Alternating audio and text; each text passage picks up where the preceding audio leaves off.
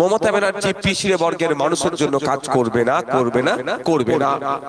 ফিরহাদ হাকিম দায়িত্ব নিয়ে ধ্বংস করেছে, এটা রেকর্ড হচ্ছে। এই রেকর্ডটা ফিরহাদ হাকিম সাহেবের কাছে নিশ্চিতভাবে পৌঁছাবে।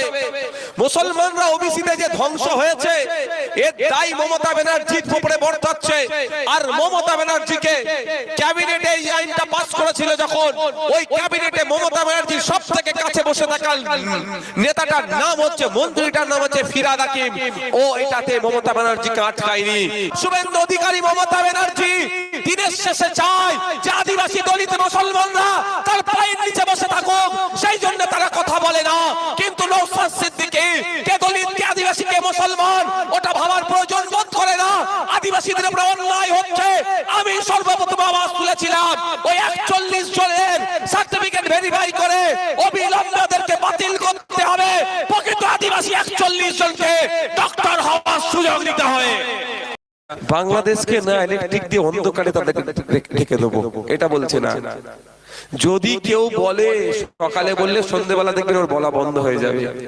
আমি ইভেন চ্যালেঞ্জ দিয়ে যাচ্ছি, শুভেন্দু অধিকারী কদিন আগে বলেছিল বাংলাদেশের চাল পেঁয়াজ সব পাঠাতে আটকে দেবো। আমি তখনও বলেছিলাম চাল পেঁয়াজ আটকালে না খেয়ে মরবে, ঠিক কথা, সাথে সাথে ইলেকট্রিকটা বন্ধ করে দিই না, অন্ধকারে মরে যাবে। কিন্তু চাল পেঁয়াজ নিয়ে কথা বলেছিল, ইলেকট্রিক নিয়ে কথা বলেনি। কারণ চাল পেঁয়াজ কারা করে? গরিব চাষিরা। আর ইলেকট্রিকটা কে বিক্রি করছে? মোদিজির বন্ধু। হয়তো মুখ ফসকে শুভেন্দু অধিকারী একবার বলে ফেললেও যে ইলেকট্রিকটাকেও বন্ধ করে দেবো, দেখবেন তারপরে শুভেন্দু অধিকারীর পথটাই হয়তো কেড়ে নিয়েছে। আমার বলার বক্তব্য এখানে আপনাদের বুঝতে হবে, বড় বড় ব্যবসায়ীদের জন্য রাস্তা খুলে রেখেছে মোদিজি। পাকিস্তানকে ইলেকট্রিক বিক্রি করছে কে জানেন? মোদিজির বন্ধু। ওখানে কোনো প্রশ্ন নয়, কিন্তু আমাদের প্রশ্ন তুলতে হবে। তুমি সবজি আটকাবার কথা বলছো, সবজিটা তৈরি করে একজন গরিব কৃষক তারটা তুমি আটকে দিতে বলছো। আর যে কোটি কোটি টাকা ইনকাম করছে, হাজার হাজার কোটি টাকা ইনকাম করছে, ইলেকট্রিক বিক্রি করছে, ওটা কেন আটকাচ্ছ না ভাই? আমাদের ধর্মীয় মোড়কে আটকে রেখে ওরা ব্যবসাটা করে নিচ্ছে। হয়তো আপনার এখানে বলছে সবজি যাবে না, আপনি যাওয়া বন্ধ করে দিলেন, তখন দেখবেন আদানি প্যাকিং করে সবজি পাঠাচ্ছে। তাই আপনাদের বলবো, আপনাকে আমাকে সতর্ক থাকতে হবে। ধর্মের জিগির দূরে ভোট চাইলে ভোট দেবেন না, ক্ষতি ছাড়া লাভ কিচ্ছু হবে না। আপনার 14 বছর মমতা ব্যানার্জি ক্ষমতায় আছে, কি পেয়েছেন মুসলমান যারা আছে বলুন তো?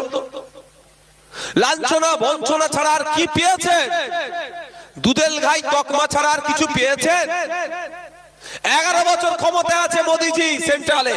আমার হিন্দু ভাইরা বলুন কি পেয়েছেন আপনারা? ব্যক্তিগতভাবে উন্নতি হয়েছে একটা বলুন। বরঞ্চ ট্যাক্স থেকে শুরু করে বিভিন্ন সেগুলো বাড়ছে, জিএসটি বেড়ে যাচ্ছে। আমি আপনাদের কাছে অনুরোধ করব, ধর্মের জিগির তুলে যারা ভোট চাইবে তাদের ভোট দেবেন না। দেখুন আজকে এখানে একটা গুরুত্বপূর্ণ বিষয়, ফেক এসটিএসসি সার্টিফিকেট বাতিল এবং ওবিসি।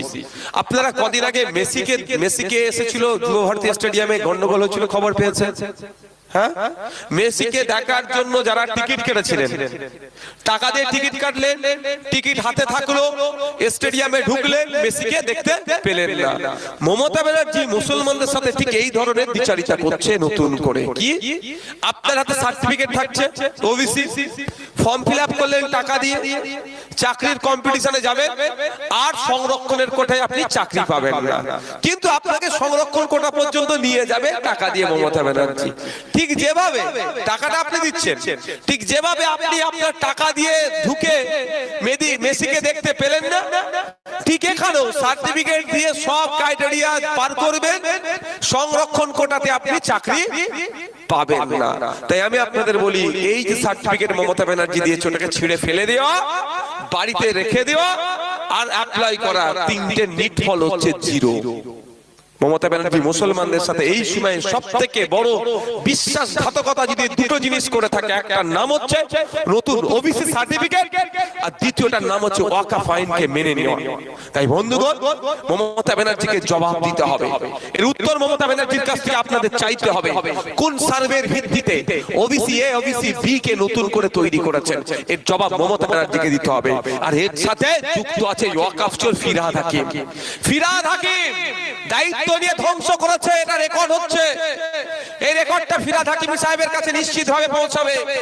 মুসলমানরা ওবিসিতে যে ধ্বংস হয়েছে এর দায় মমতা ব্যানার্জির উপরে বর্তাচ্ছে। আর মমতা ব্যানার্জিকে ক্যাবিনেটে এই আইনটা পাস করেছিল যখন, ওই ক্যাবিনেটে মমতা ব্যানার্জির সবথেকে কাছে বসে থাকা নেতাটার নাম হচ্ছে, মন্ত্রীটার নাম হচ্ছে ফিরহাদ হাকিম। ও এটাতে মমতা ব্যানার্জিকে আটকায়নি, বরঞ্চ ওর মেয়র পদ ঠিক রাখার জন্য, ওর এমএলএশিপ রাখার জন্য, ওর মন্ত্রিত্ব রাখার জন্য আপনাদের ছেলেদের ভবিষ্যৎটা ধ্বংস করে দিলে মমতা ফিরহাদ হাকিম নিজের হাতে দায়িত্ব নিয়ে। তাই আপনাদের বলবো, ওই ওয়াকফ চোর একদিকে যেমন ওয়াকফ চোর, উল্টো দিকে এই ওবিসি সার্টিফিকেটকে ধ্বংসকারী ফিরহাদ হাকিমের জবাব আমাদেরকে দিতে হবে, মমতা ব্যানার্জিকে জবাব আমাদেরকে দিতে হবে। বন্ধুগণ, যারা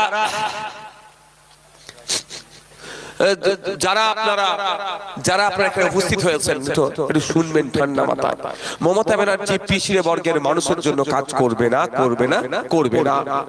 নাম কষ্টে রমজান মাসে গিয়ে ফল খাবার নাম করে, ইফতার খাওয়ার নাম করে ঘুমটা টানবে, এর থেকে বেশি কিছু করবে না।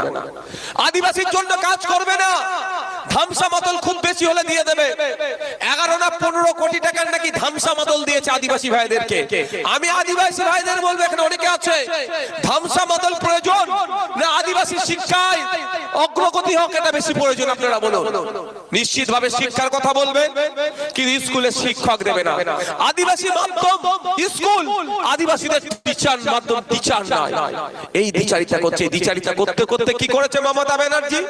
পশ্চিম বাংলায় 1 কোটি আদিবাসী নাই, 1.5 কোটি সার্টিফিকেট এসটি ইস্যু করে দিয়েছে। অর্থাৎ 50 লক্ষের অধিক ডুপ্লিকেট মানুষ আদিবাসী সেজে আদিবাসীদের যে সংরক্ষণ, আদিবাসীদের যে সুযোগ সুবিধা, সেটা তারা দখল করছে।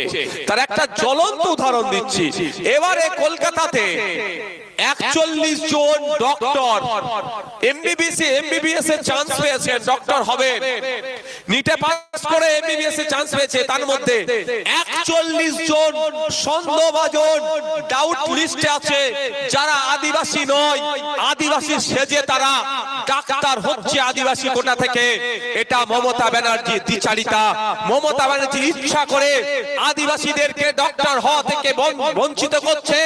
আজকে আদিবাসী সমাজ থেকে যদি আরো 41 জন ডক্টর হতো, নিশ্চিতভাবে আদিবাসী সমাজ এই ধরনের আস্তে আস্তে এগিয়ে যাবে, মূল স্রোতে ফিরে আসবে। কিন্তু মমতা ব্যানার্জি চাই না, শুভেন্দু অধিকারী এটা নিয়ে কথা বলবে না।